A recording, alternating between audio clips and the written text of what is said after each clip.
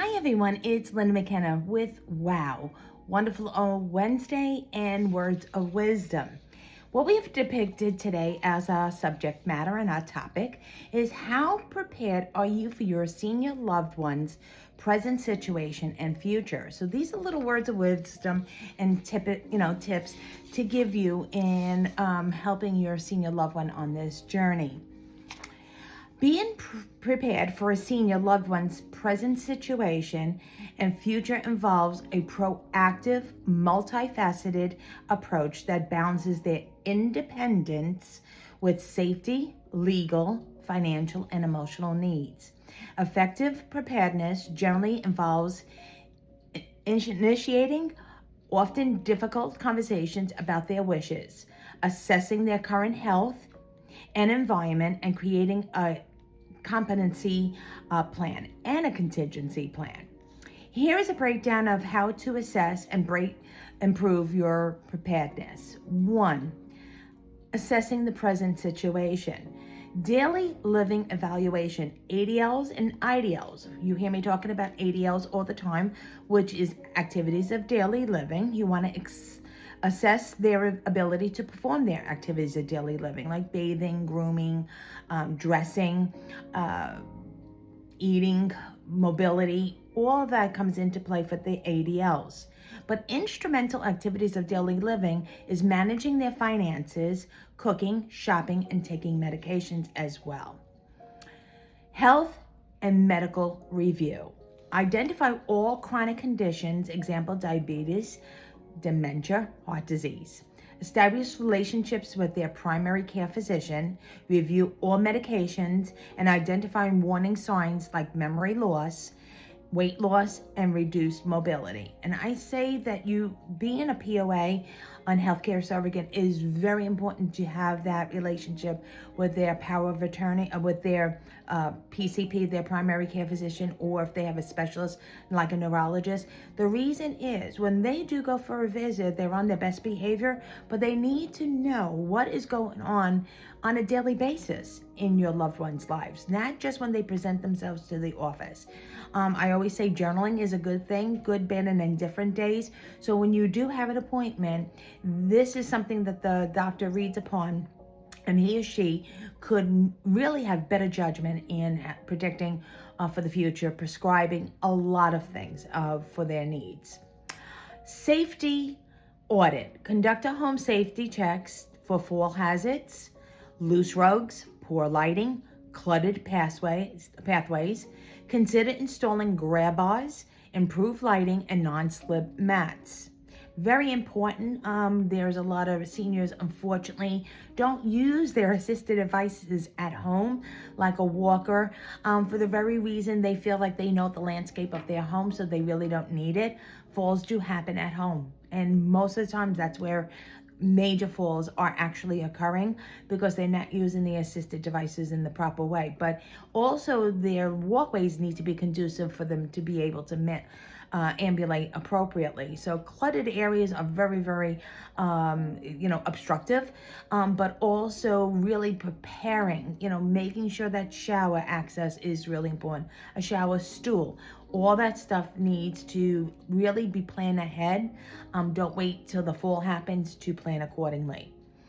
Independence versus safety. Evaluate if they are safe living alone or if they need in-home assistance, such as home health, which is skilled care, or companionship services, which is private duty home care. And also at this point, you might want to even think about senior living. You never want to go into senior living when it's imminent, when they're a little bit independent and they need some care. That's a good time to really introduce where senior living, so they could actually enjoy the amenities and actually enjoy the activities. So it's a good thing to talk with your loved one regarding that. 2, planning for the future. Advanced planning, advanced directives. Everybody hears that, doing a will. Document their wishes regarding their medical care, including a living will and a durable power of attorney for health care, which is also we call a healthcare surrogate. So doing that while they are still cognitive to make those decisions. Once they have a dementia diagnosis, unfortunately, they can't depict who their power of attorney is, or making a living will or advance directives. You don't want to be in that critical time to make a decision for your loved one when their wishes were not going to be acknowledged. So very important.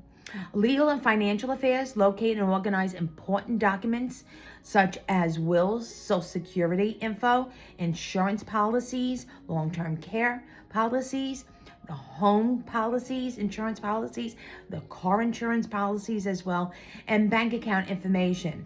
Ensure a durable power of attorney for financial is in place. That is important. When your loved one can't make decisions, that's where your position comes in as a power of attorney to make choices and make the right decisions for them when they cannot.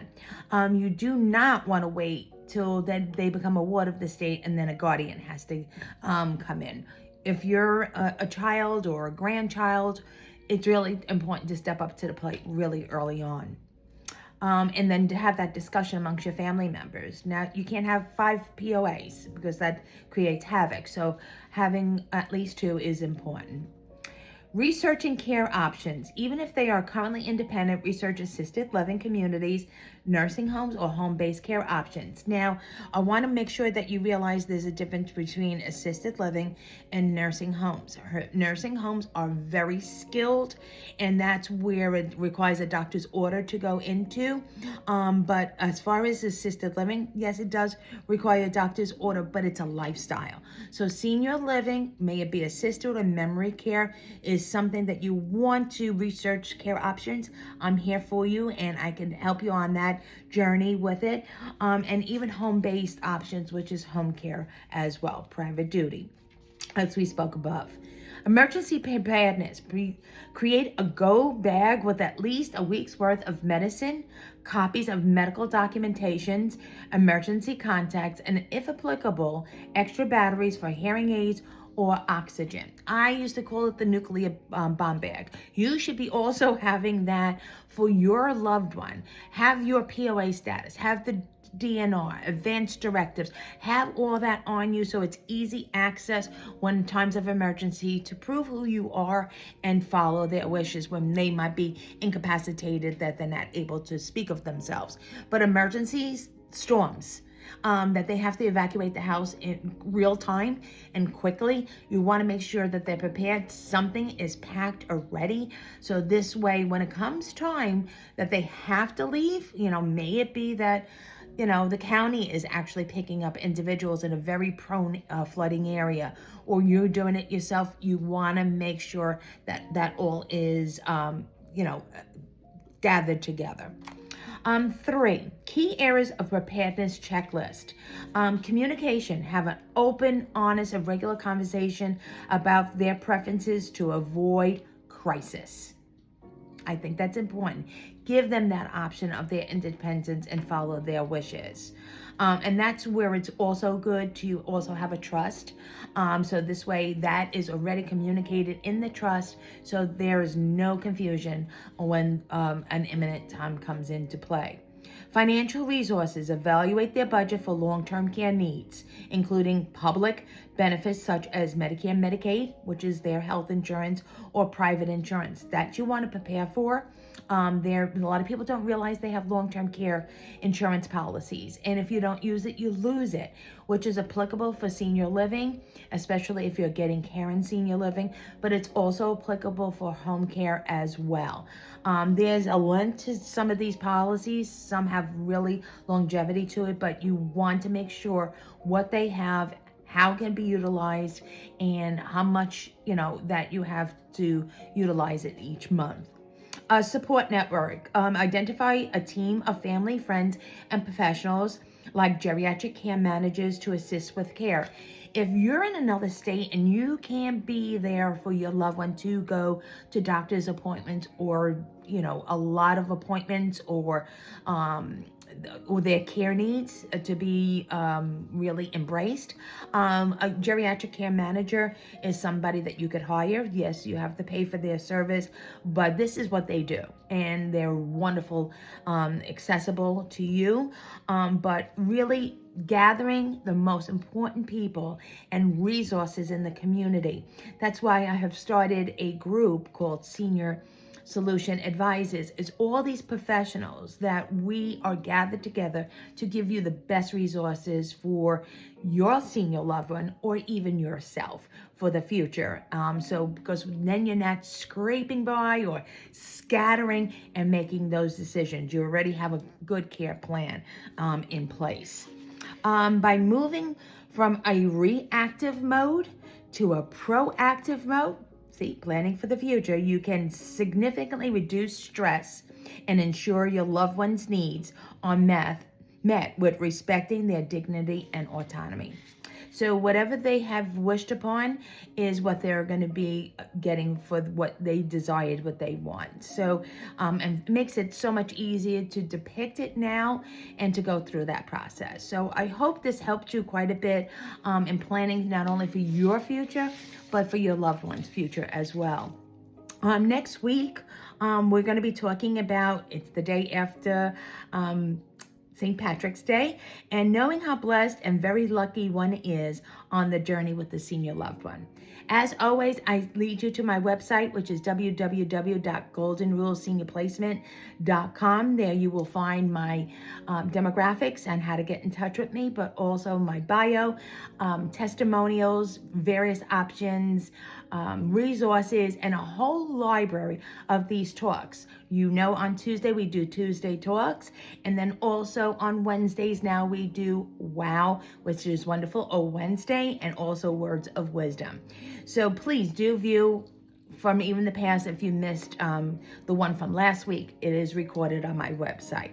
As always, have a blessed week. Have a happy St. Patrick's Day. Make sure you enjoy it with your senior loved one as well too. And thank you for viewing WOW with Linda McKenna of Golden Rule Senior Placement Services. I appreciate you. Thank you so much. Bye-bye now.